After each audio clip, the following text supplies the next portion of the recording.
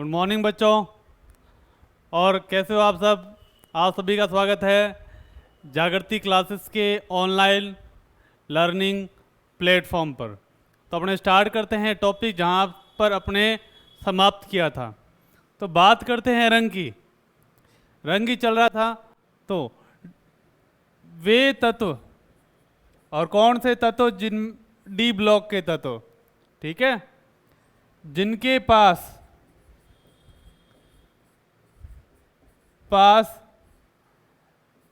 अयुग्मित electron होते हैं, जिनके पास अयुग्मित इलेक्ट्रॉन होते हैं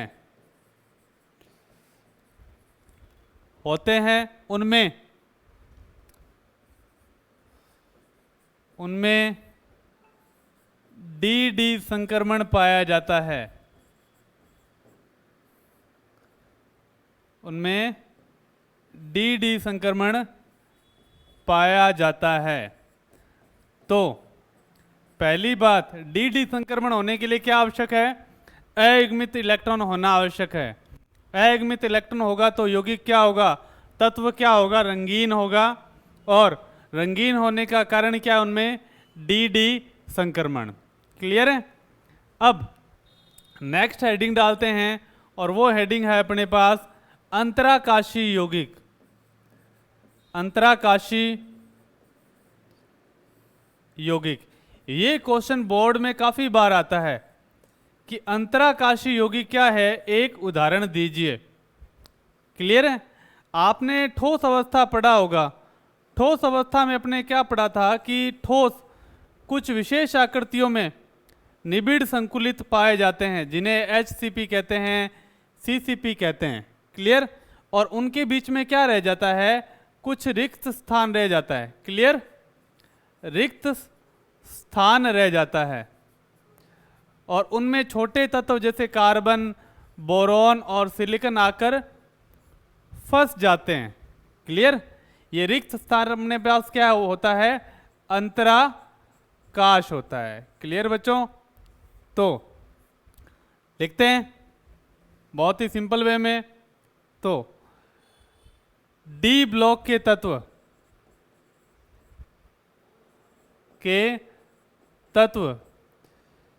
HCP, CCP आदि निबिड़ संकुलन में व्यवस्थित होते हैं। संकुलन में व्यवस्थित होते हैं। क्लियर है? ये भी फिक्स प्रकार के, निश्चित प्रकार के निबिड़ संकुलित व्यवस्था में पाए जाते हैं, जिनके मध्य रिक्त स्थान रहता है और उन्हें क्या बोलते हैं? अंतराकाश। क्लियर? इनके मध्य अंतराकाश पाया जाता है। अंतराकाश पाया जाता है जिसमें छोटे तत्व जैसे boron, carbon, silicon. Clear? Underline कर देते हैं। ये छोटे तत्व आकर फिट हो जाते हैं, आकर फिट हो जाते हैं, हो जाते हैं। क्लियर? इस प्रकार से जिन यौगिकों का निर्माण होता है,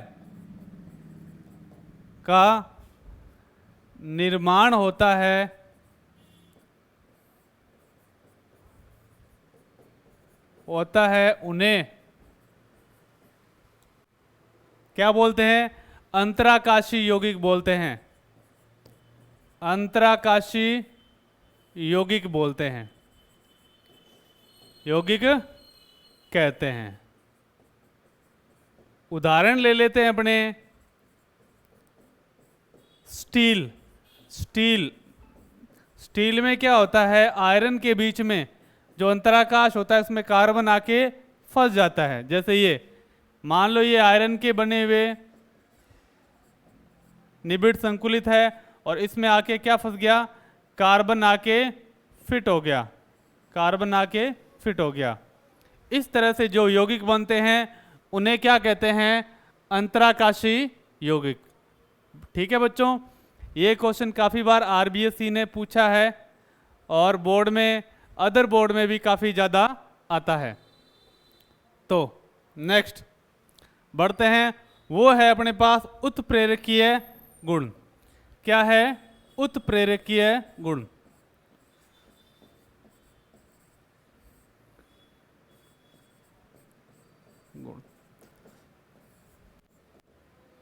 क्वेश्चन ये आता है, क्या कारण है कि डी ब्लॉक, क्या कारण है कि डी ब्लॉक की धातुएं उत्प्रेरक के रूप में काम में ली जाती है।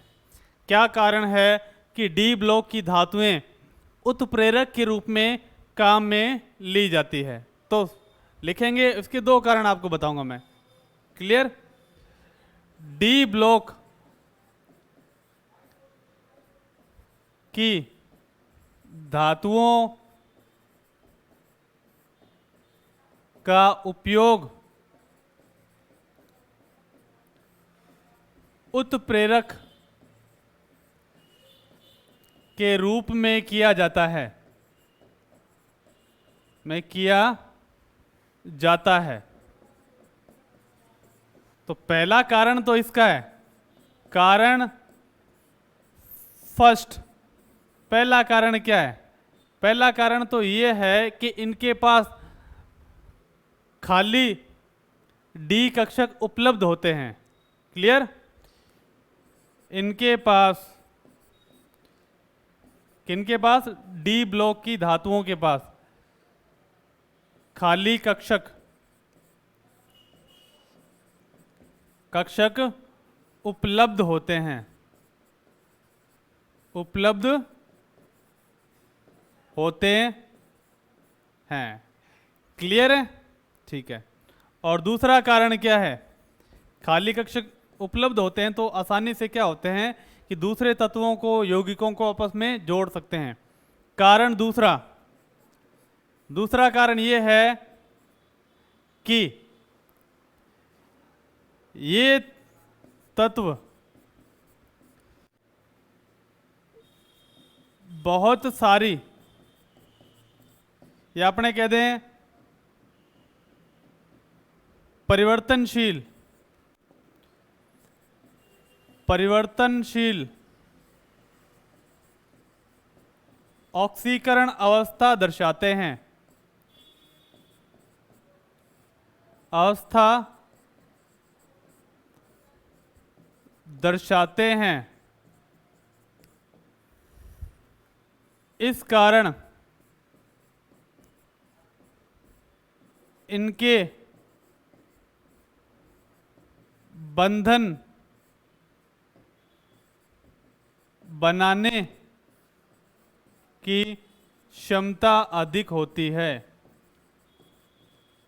अधिक होती है। तो अपने पास दो आंसर है और आपसे उदाहरण पूछे तो अपने उदाहरण भी दे सकते हैं। तो उदाहरण अपने करते हैं, ठीक है। तो उदाहरण में क्या देखेंगे अपने, उदाहरण हाइड्रोजनीकरण अभिक्रिया, हाइड्रोजनीकरण अभिक्रिया, जैसे अपने वनस्पति तेल से क्या वनस्पति घी का निर्माण करते हैं। हाइड्रोजनीकरण अभिक्रिया में किसका उपयोग लिया जाता है, निकल और पैलेडियम का, ठीक है। हेबर प्रक्रम में, हेबर प्रक्रम जिससे अमोनिया का निर्माण होता है, NH3 के निर्माण की विधि, उसमें किसका उपयोग लेते हैं, आयरन धातु का उपयोग लेते हैं। क्लियर है। संपर्क विधि, पहले नाइट्रिक अम्ल की कर लेते हैं। नाइट्रिक अम्ल निर्माण की विधि, निर्माण जिसे बोलते हैं सीसा कक्ष विधि, सीसा कक्ष विधि। और इसमें अपने काम में लेते हैं प्लेटिनम धातु का उपयोग। क्लियर है? सल्फ्यूरिक अम्ल निर्माण की विधि, अम्ल निर्माण जिसे अपने बोलते हैं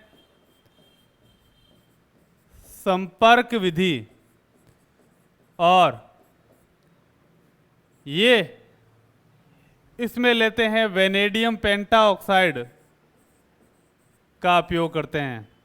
और पॉलीथीन निर्माण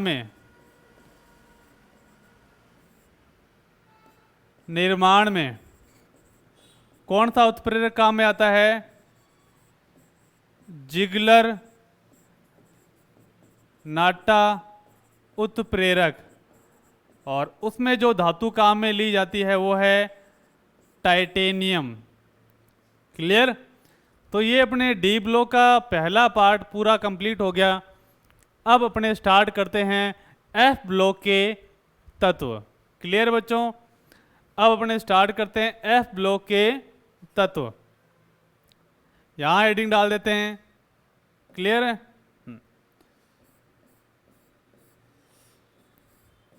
एफ ब्लॉक एलिमेंट। ठीक है? अब देखो एफ ब्लॉक की परिभाषा क्या होती है। सिंपल सी परिभाषा है, जैसे डी ब्लॉक की सिंपल सी परिभाषा थी उसी टाइप से एफ ब्लॉक के तत्वों की भी सिंपल सी परिभाषा है कि वे तत्व जिनमें अंतिम इलेक्ट्रॉन एफ उपकोष में प्रवेश करता है वो क्या कहलाते हैं? एफ ब्लॉक के तत्व। ठीक है? वे तत्व जिनमें अंतिम इलेक्ट्रॉन एफ बाह्यतम उपकोष में प्रवेश करता है, में प्रवेश करता है, एफ ब्लॉक तत्व कहलाते हैं।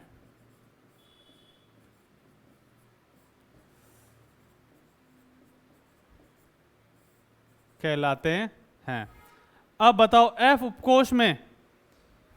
उपकोष में कितने कक्षक होते हैं? 7। यानी इलेक्ट्रॉन कितने आएंगे? 14। इसीलिए एफ उपकोष में 14 इलेक्ट्रॉन आने के कारण एक एफ ब्लॉक में कम से कम 14 तत्व होते हैं। क्लियर है? ठीक है। अब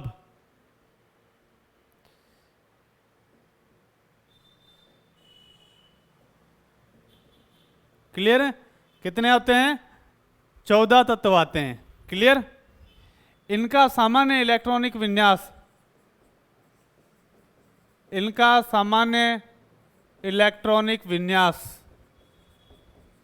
क्या है?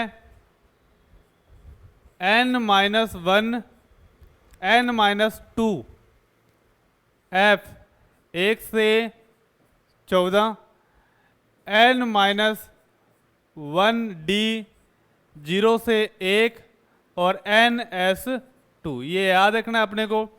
अब बता देता हूं। क्लियर? ये होता क्या है, कैसे पढ़ना है अपने को। ठीक है? पहले इसकी 2 श्रेणियां होती है, याद रखना। इनका सामान्य इलेक्ट्रॉनिक विन्यास क्या होता है? n-2 f 1 से 14 n-1 d 0 से 1 ns2। अब क्या है? ये है परमाणु, ये कक्षा, दूसरी कक्षा, तीसरी, और ये अपने पास चौथी। क्लियर? अब क्या होता है? सबसे बाहर वाली कक्षा क्या होती है? बाह्यतम कोश या संयोजी कोश, उसे बोलते हैं एन। क्लियर? ठीक है। और उससे एक अंदर वाली होती है उपांतिम कोश, उपांतिम कोश, यानी n-1, n में से 1 घटा दो, क्लियर। और उपांतिम यानी बाहर से 1 अंदर, अंतिम से 1 अंदर, क्लियर। और उससे भी अंदर वाली होती है पूर्व उपांतिम कोश। क्या बोलते हैं? पूर्व उपांतिम कोश, पूर्व उपांतिम कोश। और ये है अपने पास n-2 कोश, क्लियर। 3 है अपने पास, सबसे बाहर वाला बाह्यतम कोश n, और उससे 1 अंदर वाला n-1, और उससे भी 1 अंदर वाला n-2 कोश, ठीक है, पूर्व उपांतिम। अब एफ ब्लॉक के तत्वों में क्या होता है? इलेक्ट्रॉन 2 कोश अंदर भरे जाते हैं, यानी अंदर से भी अंदर भरे जाते हैं, क्लियर है। इसलिए इन्हें अंतर संक्रमण तत्व कहते हैं, अंतर संक्रमण तत्व, क्लियर है। ठीक, तो यहां लिख देता हूं मैं, एफ ब्लॉक तत्वों को अंतः संक्रमण तत्व कहा जाता है, क्योंकि इसमें इलेक्ट्रॉन 2 कोश अंदर भरे जाते हैं। बात आ गई समझ में? ठीक है, एक तो इलेक्ट्रॉनिक विन्यास, और इन्हें अंतर संक्रमण तत्व कहते हैं। संक्रमण तत्व आपको बता दिया डी में भी कि किसी भी ऑक्सीकरण अवस्था में क्या रहता है? उपकोश अपूर्ण रहता है, यानी पूरा भरा हुआ नहीं रहना चाहिए। 1 कम हो जाए या 1 इलेक्ट्रॉन हो, 2 हो, 3 हो, 4 चल जाएंगे, पर पूरा भरा हुआ नहीं रहना चाहिए, क्लियर। अब एफ ब्लॉक तत्वों की 2 श्रेणियां हैं, क्लियर। पहली तो है 4f श्रेणी, क्लियर, जिनमें अंतिम इलेक्ट्रॉन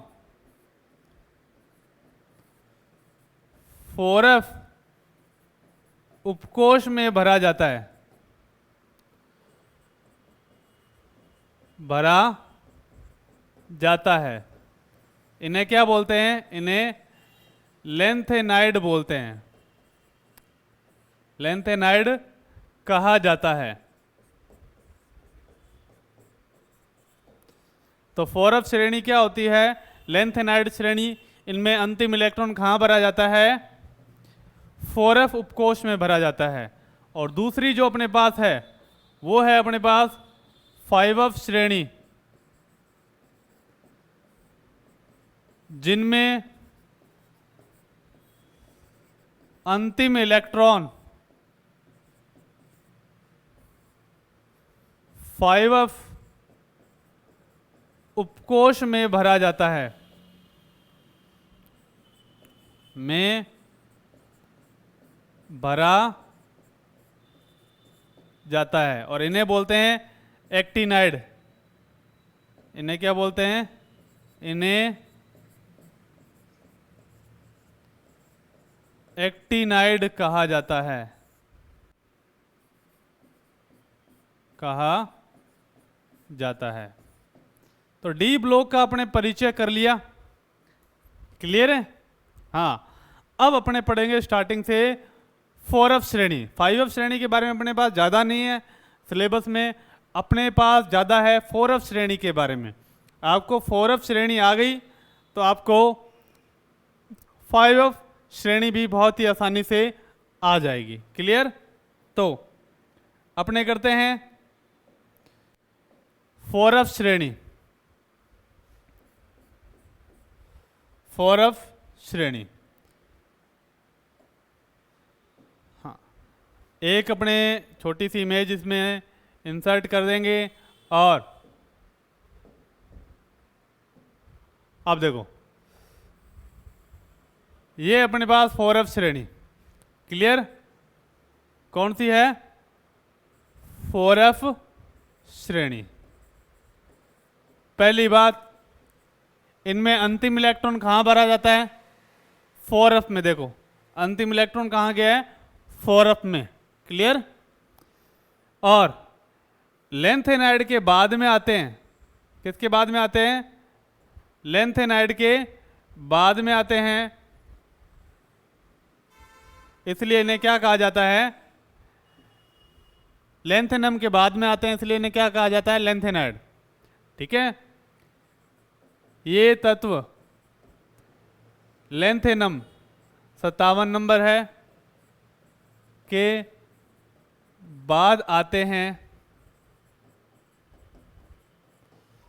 तथा संख्या में 14 होते हैं, इसलिए इन्हें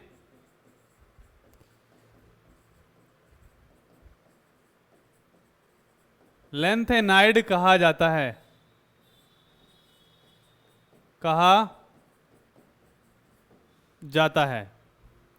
क्लियर है बच्चों? अब कुछ इंपॉर्टेंट पॉइंट है, फिर इसके बाद में ये अपने समझेंगे। ये गोले मैंने इसलिए लगा रखे हैं क्योंकि इसमें से क्या होते हैं? क्वेश्चन आते हैं। ठीक है, एक इस पे भी लगाना था, कोई दिक्कत वाली बात नहीं। क्लियर? ये तत्व प्रकृति में कम मिलते हैं, प्रकृति में कम मिलते हैं,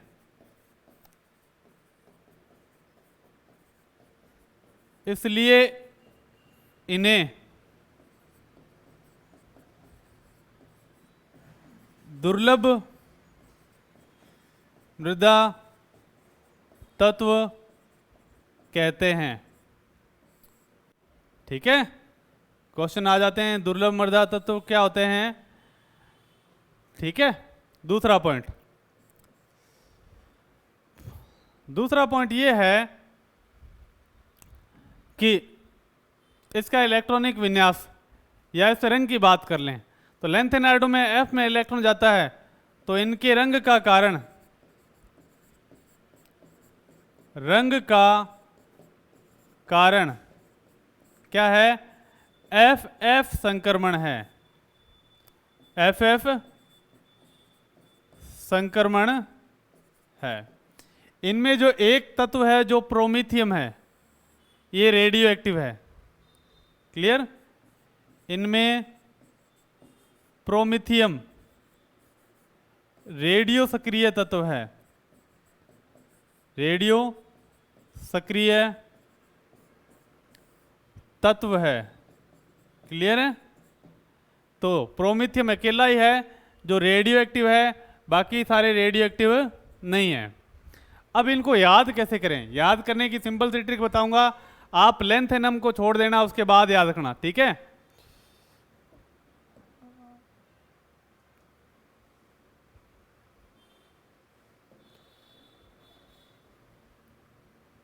ये देखो, ठीक है, आप देखो सिंपल से तरीके से अपने करते हैं।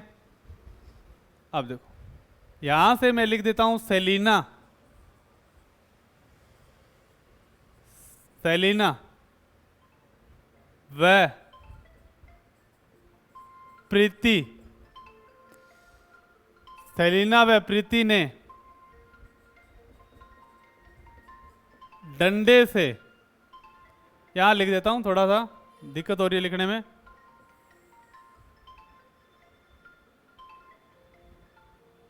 ठीक है,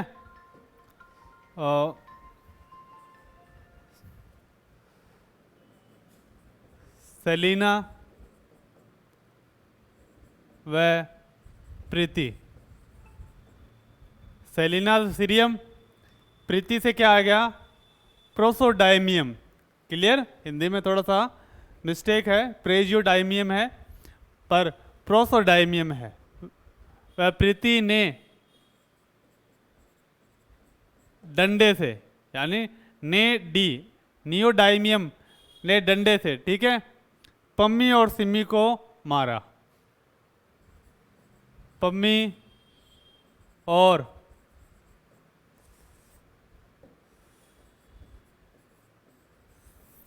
सिमी को मारा। क्लियर है? ये ट्रिक होगी, यानी सेलिना और प्रीति ने डंडे से पम्मी और सिमी को मारा। ये पहला पार्ट हो गया। क्लियर बच्चों? ठीक। अब दूसरा पार्ट, ये यूरोप से आ गया यूरोपियम, गया यानी गेडोलिनियम, टीबी डायरिया हो गया, टीबी डायरिया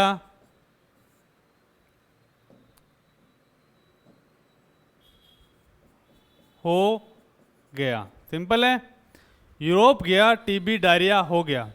क्लियर? अब थर्ड वाला पार्ट आता है। थर्ड वाला यहां से यहां तक है। अरे, अरबियम, टमाटर, थुलियम, टमाटर, येलो ब्लू, येलो मतलब पीला, ठीक है, ब्लू और ब्लू। येलो से आ गया वाई, ब्लू से आ गया BLU, ठीक है, इटरबियम और ल्यूटीशियम। सिंपल है, कोई भी माथापच्ची नहीं करनी है। क्लियर बच्चों? इसे अपने एक बार और रिवाइज करना है, उसके बाद में अब अपने इसको समझते हैं कि ट्रिक एक बार आप नोट कर लोगे। हाँ, अब देखो इलेक्ट्रॉनिक विन्यास। इलेक्ट्रॉनिक विन्यास में आपको याद रखना है सीरियम का इलेक्ट्रॉनिक विन्यास। किसका याद रखना है? सीरियम का इलेक्ट्रॉनिक विन्यास। तो पहले तो लेंथेनम का इलेक्ट्रॉनिक विन्यास है, 4f में 0 इलेक्ट्रॉन आएंगे, 5d में 1 और 6s में 2 इलेक्ट्रॉन। उसके बाद में फिर 4f में क्या है? 0 इलेक्ट्रॉन, तो सीरियम में 1 इलेक्ट्रॉन भरा जाता है, क्योंकि लेंथेनम तो क्या है? लेंथेनम के बाद के तत्व आते हैं वो होते हैं अपने पास कौन से? F ब्लॉक तत्व। इसलिए लेंथेनम में F में कोई इलेक्ट्रॉन नहीं है। देखो, क्लियर? तो पहला इलेक्ट्रॉन भरा जाएगा सीरियम में, तो पहला 4f और D में चला गया 1 इलेक्ट्रॉन।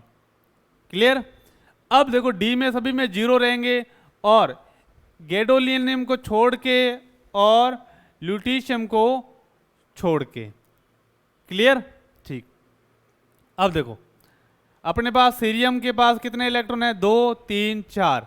इसलिए सीरियम हमेशा कौन सी ऑक्सीकरण अवस्था में रहता है? +4 ऑक्सीकरण अवस्था में रहता है। अगला जो इलेक्ट्रॉन भरा जाएगा प्रोमिथियम प्रोसोडाइमियम में, वो 4f में भरा जाएगा। उसके बाद में प्रोमिथियम में अगला इलेक्ट्रॉन भरा जाएगा, या नियोडाइमियम में अगला इलेक्ट्रॉन भरा जाएगा 4f4, प्रोमिथियम में 4f5, सिमेरियम में 4f6, यूरोपियम में 4f7। ये याद रखना है, यूरोपियम हमेशा +2 ऑक्सीकरण अवस्था प्रदर्शित करता है, क्योंकि जैसे ही 2 इलेक्ट्रॉन निकलेंगे तो यहाँ पर 4f7 इलेक्ट्रॉनिक विन्यास रह जाएगा, और वो कौन सा विन्यास होता है? अर्धपूरित विन्यास। क्लियर? उसके बाद चलते अपने गैडोलिनियम की तरफ। गैडोलिनियम में क्या होता है? 4f8 आना चाहिए था, परंतु 4f7 होता है। इसलिए क्या होता है? ये 1 इलेक्ट्रॉन D को दे देता है, जैसे अपने क्रोमियम और कॉपर पड़ा था। क्लियर? इसका कारण क्या है? अर्धपूरित विन्यास है, अर्धपूरित विन्यास। और अर्धपूरित विन्यास क्या होता है? ज़्यादा स्थायी होता है, और अर्धपूरित विन्यास अपने पास क्या है? F7। उसी टाइप से टर्बियम 8 से सीधा 9 आएगा, 10 11, अर्बियम 12, थुलियम 13, इटरबियम 14, यहाँ 15 आना था, पर ये इलेक्ट्रॉन यहाँ दे दिया गया।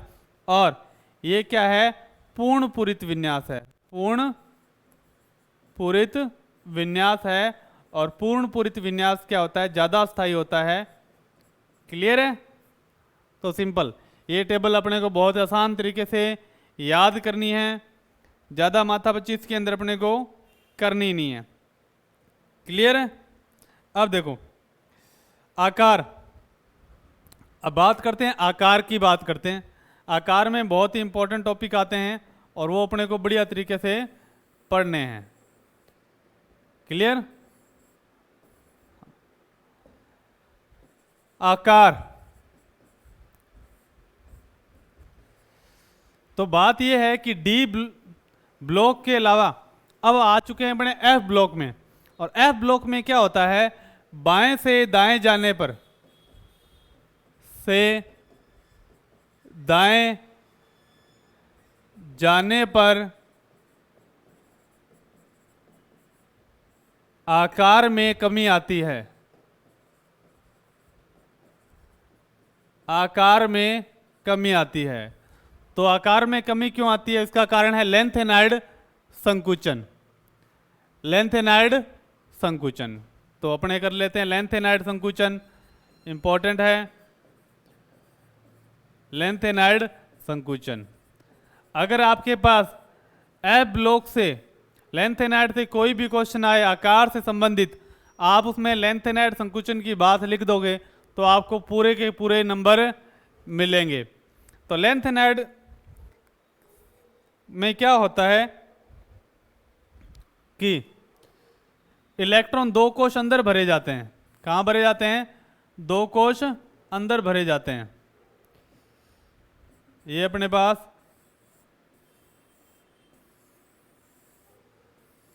ये बाहर वाला n कोश, इसके अंदर वाला n-1 कोश, और इससे अंदर वाला n-2 कोश। क्लियर? हाँ, तो देखो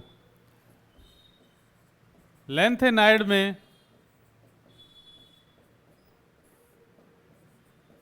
में इलेक्ट्रॉन दो कोश अंदर भरे जाते हैं। अंदर भरे जाते हैं यानी यहां पर इलेक्ट्रॉन भरे जा रहे हैं। क्लियर है? ठीक है। इनमें 4f का परिरक्षण प्रभाव बहुत कम होता है।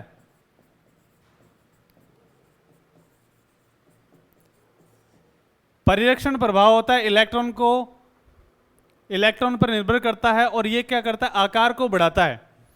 4f का परिरक्षण प्रभाव अगर ज्यादा होगा तो ये बाहर वाले इलेक्ट्रॉन को धक्का देगा तो आकार बढ़ेगा। परंतु ये कह रहा है कि इनमें 4f इलेक्ट्रॉन का परिरक्षण प्रभाव क्या होता है, कम होता है। यानी इलेक्ट्रॉन को धक्का नहीं दे पाएंगे। अगर धक्का नहीं दे पाएंगे तो क्या होगा, ये जो प्रोटॉन है ये बाहर वाले इलेक्ट्रॉन को क्या करेगा, अंदर की तरफ खींचेगा। अंदर की तरफ खींचेगा तो क्या होगा, आकार छोटा।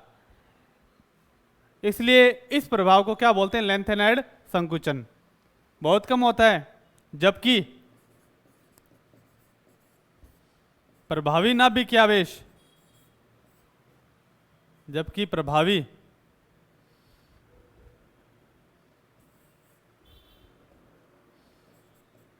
प्रभावी नाभिकीय आवेश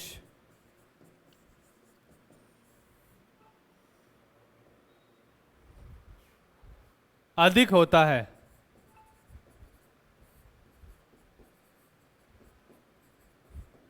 क्लियर? जिससे आकार में कमी आती है। क्लियर?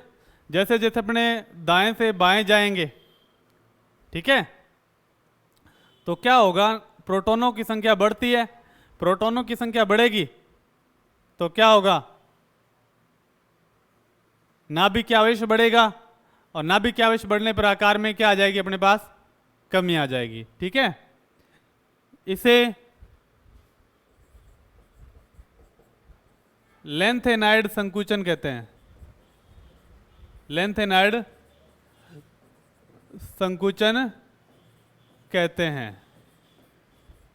ठीक है, अगर आपको आकार से संबंधित कोई भी प्रश्न आए, क्लियर, तो अपने को क्या करना है, अपने को ये करना है कि उसमें क्या घुसा देंगे, अपने लेंथेनाइड संकुचन। क्लियर? अब एक क्वेश्चन आया हुआ है एग्जाम में कि ऐसे लैंथेनाइड का नाम बताइए जो +4 ऑक्सीकरण अवस्था प्रदर्शित करता है। तो यहां लिख देते हैं नोट बना के, लैंथेनाइड की सामान्य ऑक्सीकरण अवस्था +2 होती है, परंतु सीरियम Ce +4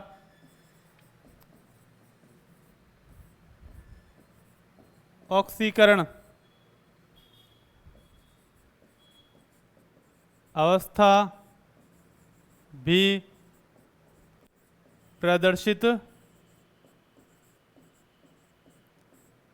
करता है। क्लियर? बहुत आसान है। तो अब क्वेश्चन करें इनके। आसान आसान है तो अपने आसान आसान से क्वेश्चन भी करते हैं। क्वेश्चन ये है कि यूरोपियम +2 और टर्बियम +4 ऑक्सीकरण अवस्था में पाया जाता है। यूरोपियम +2 और टर्बियम +4 ऑक्सीकरण अवस्था में पाया जाता है। क्लियर? तो अपने टेबल देख लेते हैं फटाफट से। देखो, पहले तो सीरियम की बात करते हैं। सीरियम कौन सी दर्शाता है? Ce+4। क्लियर? अब देखो सीरियम के पास कितने इलेक्ट्रॉन है? 2 3 4। ये चारों निकल जाएगा तो ये कौन सा विन्यास प्राप्त कर लेगा? जिनोन के जैसे। जिनोन क्या अक्रिय गैस है और ये क्या होता है? स्थायी विन्यास होता है। क्लियर है बच्चों? इसलिए सीरियम क्या करता है? +4 ऑक्सीकरण अवस्था प्रदर्शित करता है। अब बात आती है यूरोपियम कौन सी ऑक्सीकरण अवस्था प्रदर्शित करता है? +2। +2 है तो अपने पास क्या है यूरोपियम का? 4f7 5d0 6s2।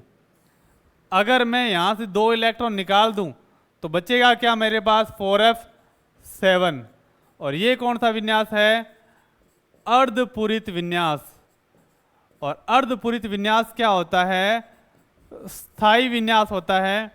इसलिए यूरोपियम क्या करता है कि +2 ऑक्सीकरण अवस्था में पाया जाता है, जबकि टर्बियम का विन्यास क्या होता है? जबकि टर्बियम का विन्यास होता है 4f9 5d0 6s2।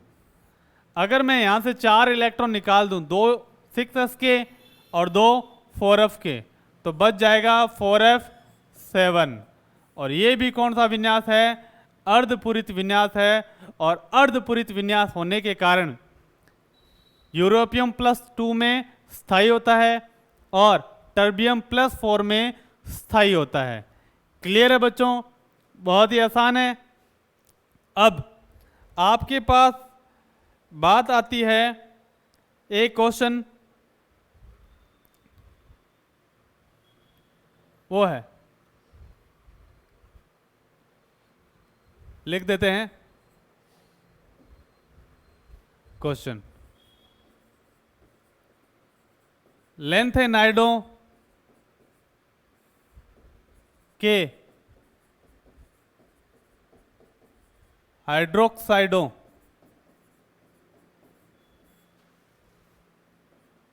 जिसे बोलते हैं LnOH3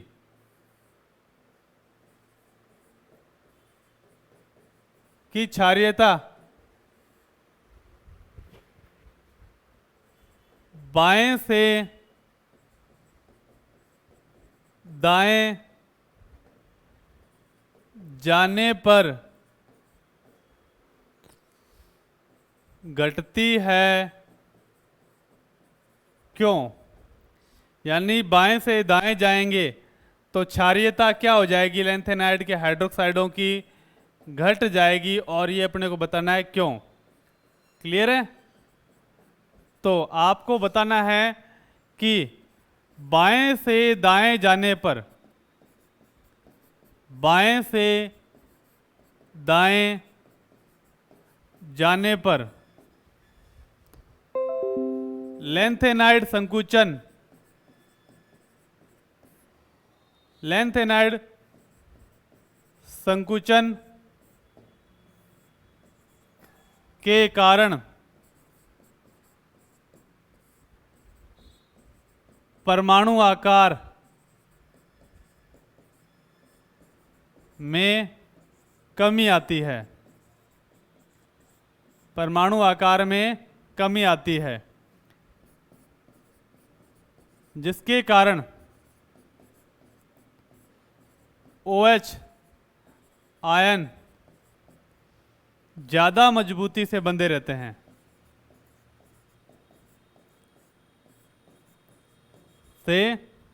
बंधे रहते हैं, बंधे रहते हैं। क्लियर है? ज़्यादा मजबूती से बंधे रहेंगे तो क्या होगा बच्चों?